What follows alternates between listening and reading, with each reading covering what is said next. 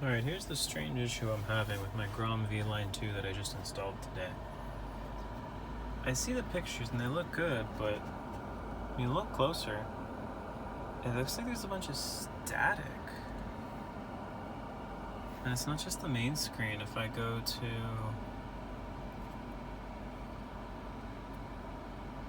CarPlay, it's even present in CarPlay. I'm running for reference.